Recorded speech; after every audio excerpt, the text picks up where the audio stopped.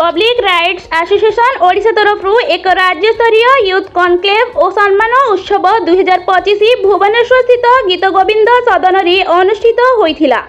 एही कार्यक्रम में मान्यवर एक्राम विधायक श्रीजुक्त बाबू सिंह, मध्य विधायक श्रीजुक्त अनंत नारायण जेना, उत्तर विधायक श्रीजुक्त सुशांत कुमार राउत भटली, बरगड़ युव विधायक श्रीजुक्त इराशीष आचार्य, लोकसेवक मंडल नुआ दिल्ली उपाध्यक्ष श्रीजुक्त प्रभास आचार्य, श्रीजुक्त प्रदीप कुमार बेहुरिया सम्मानित अतिथि भावे जोगदे युव समाज जागृत हो समाजसेवा को व्रत भावे ग्रहण करी राज्य देश सेवारे प्रमुख भूमिका ग्रहण पे उद्बोधन देइथिले।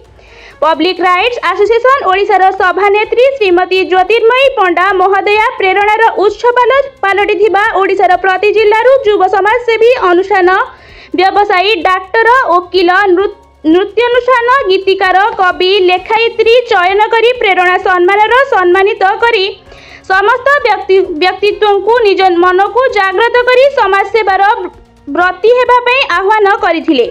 शेषे पब्लिक राइट्स एसोसिएशन साधारण संपादक श्रीजुक्त नारायण महानकुड़ धन्यवाद अर्पण करथिले।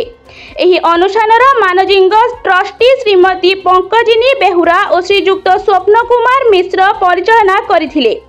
आईनजीवी अंकिता गंगदेव आल्बर्ट सकेस्पियर बेन्या, आईनजीवी बबीता घड़ई, वरिष्ठ आईनजीवी श्रीजुक्त रवि राउतराय, अभिमन्यु स्वाई, शुभ्रांशु शेखर जेना, स्वयंप्रभा बेहरा, रूपाली होता, श्वेतालीना पंडा एसोसिएशन समस्त सदस्य उपस्थित रही कार्यक्रम को सफलित करथिले।